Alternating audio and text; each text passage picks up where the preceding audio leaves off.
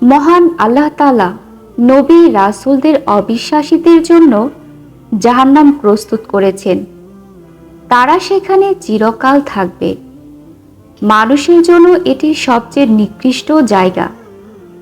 ইরশাদ হয়েছে, তারা কি জানে না যে আল্লাহ ও তার রাসূলের বিরোধিতা করে তার জন্য রয়েছে জাহান্নামের আগুন, সেখানে তারা চিরস্থায়ী হবে, তা চরম লাঞ্ছনাকর। সূরা তাওবা আয়াত 63। জাহান্নামীদের মৃত্যু হবে না, তারা আর্তনাদ করতে থাকবে। ইরশাদ হয়েছে, তবে যারা কুফরি করে তাদের জন্য জাহান্নামের শাস্তি রয়েছে, তাদের মৃত্যুর আদেশ দেয়া হবে না এবং শাস্তিও হালকা করা হবে না। এভাবে আমি অকৃতজ্ঞদের শাস্তি দিয়ে থাকি। তারা সেখানে আর্তনাদ করে বলবে, হে আমাদের রব, আমাদের বের করুন, আমরা ভালো কাজ করব, আগে যা করেছি তা করব না। আল্লাহ বলবেন, আমি কি তোমাদের এত দীর্ঘ জীবন দিইনি? তখন কেউ সতর্ক হতে চাইলে সতর্ক হতে পারতে। অতএব তোমরা শাস্তির স্বাদ আস্বাদন করো, জালিমদের কোনো সাহায্যকারী নেই। সূরা ফাতির আয়াত 36 থেকে 37। জাহান্নামে নানা পর্যায়ে শাস্তি থাকবে। সামুরা রাদিয়াল্লাহু তাআলা আনহু থেকে বর্ণিত, রাসূলুল্লাহ সাল্লাল্লাহু আলাইহি সাল্লাম আযাবের ব্যাপারে বলেন, আগুন জাহান্নামীদের কাউকে উভয় টাকনু পর্যন্ত গ্রাস করবে, কাউকে উভয় কোমর পর্যন্ত গ্রাস করবে, কাউকে কোমর পর্যন্ত গ্রাস করবে, আবার কাউকে ঘাড় পর্যন্ত গ্রাস করবে। দোজখের আগুন সাপ, বিচ্ছু, আগুনের তাপ, পানাহারের বস্তু, অন্ধকার ইত্যাদি সবকিছুই কঠোরতম শাস্তি। কোরআন হাদিস দ্বারা জানা যায় যে শাস্তির এসব প্রকরণ ছাড়া আরো অনেক উপকরণ ও পদ্ধতি রয়েছে যা ব্যবহার করে শাস্তি দেয়া হবে।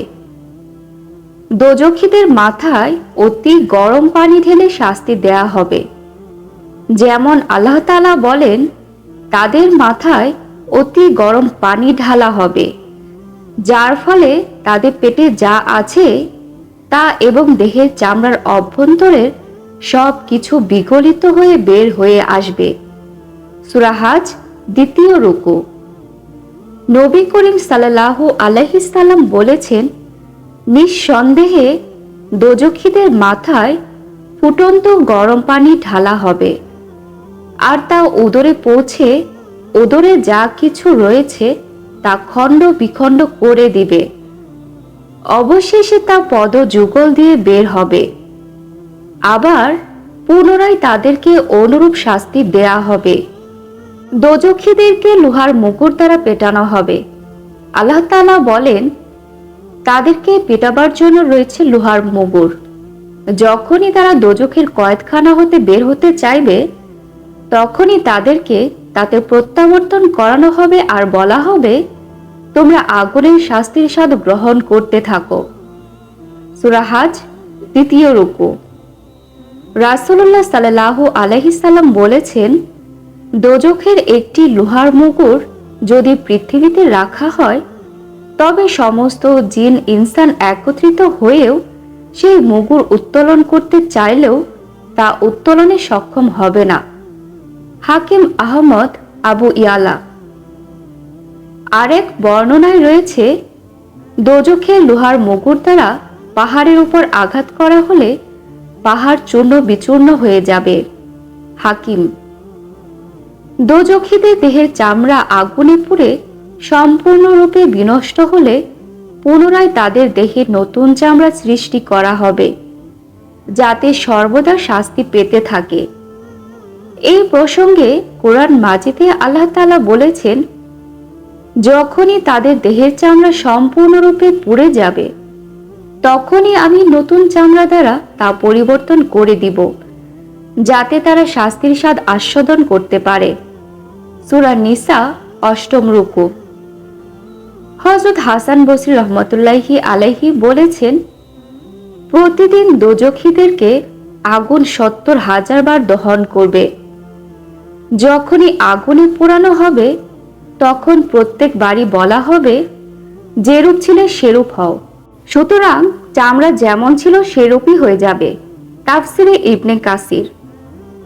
দোজখীদেরকে আগুনের পাহাড়ের উপর চড়ানো হবে। এই প্রসঙ্গে মহান আল্লাহ তাআলা বলেন, আমি অতি সত্বর তাদেরকে সাউদ নামক আগুনের পাহাড়ে চড়াবো। সূরা মুদাসসির প্রথম রুকু। রাসূলুল্লাহ সাল্লাল্লাহু আলাইহি সাল্লাম বলেছেন, সাউদ হচ্ছে আগুনের একটি পাহাড়, তাতে দোজখীদেরকে ৭০ বছর পর্যন্ত রাখা হবে। অতঃপর ৭০ বছর পর্যন্ত সেই পাহাড়ের উপর হতে তাকে নিচের দিকে গড়িয়ে নামানো হবে। এভাবেই সর্বদা তাদেরকে শাস্তি দেয়া হবে।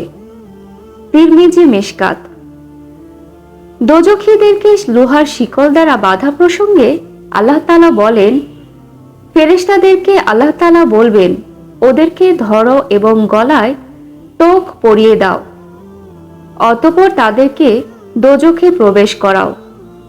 অনন্তর তাদেরকে এমন শিকল দ্বারা বেঁধে আবদ্ধ করো যার পরিধি ৭০ গজ লম্বা।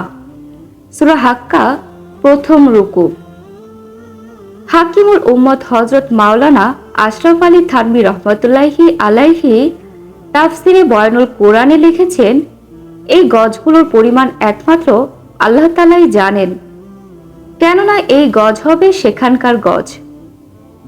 রাসূলুল্লাহ সাল্লাল্লাহু আলাইহি সাল্লাম বলেছেন, ছোট এক পেয়ালা পরিমাণ রং যদি আসমান থেকে পৃথিবীতে নিক্ষেপ করা হয়, তাহলে রাতের আগমনের পূর্বে তা পৃথিবীতে এসে পৌঁছবে, যা ৫০০ বছরের দূরত্বের পথ। আর যদি দোজখীদের শিকলের এক মাথা হতে ওই রং নিক্ষেপ করা হয়, তাহলে অপর মাথায় পৌঁছতে তার ৪০ বছর সময় লাগবে। তিরমিজি মিশকাত।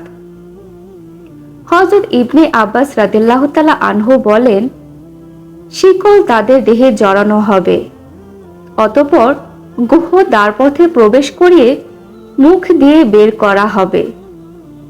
অতঃপর তাকে আগুনে এমনভাবে পোড়ানো হবে যেমন লোহার শিকে মাংস কাবাব বানানো হয়। তাফসিরে ইবনে কাসির।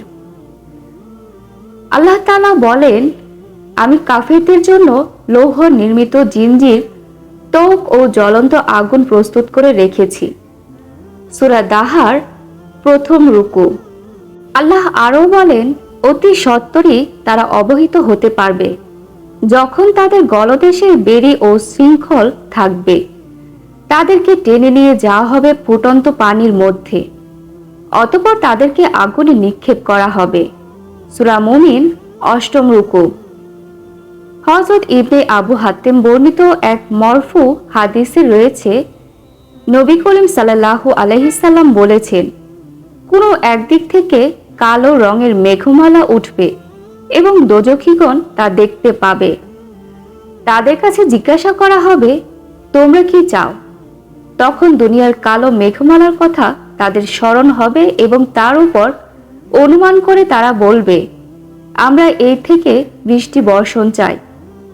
তখন ওই মেঘমালা হতে বেরি, জিনজির ও আগুনের অঙ্গারে বর্ষণ হবে। সেই আগুনের অঙ্গারে তারা দগ্ধ হবে এবং তাদের বেরি ও শৃঙ্খল আরো বৃদ্ধি ঘটবে। তাফসিরে ইবনে কাসির। দোজখীদেরকে যে ফুটন্ত পানিতে নিক্ষেপ করা হবে সেই সম্পর্কে কাতাদা রহমাতুল্লাহি আলাইহি বলেন, অপরাধীদের মাথার চুল ধরে ওই পানিতে চুবানো হবে, ফলে তাদের দেহের মাংস বিকলিত হয়ে যাবে। এই অবস্থায় তাদের দুটি চোখ ও হাড়ের কায়া ছাড়া আর কিছুই অবশিষ্ট থাকবে না। মহান আল্লাহ তাআলা বলেন, তাদের দেহে জামা হবে গন্ধকের এবং আগুন তাদের চেহারার সাথে মিশে থাকবে। সূরা ইব্রাহিম শেষ রুকু।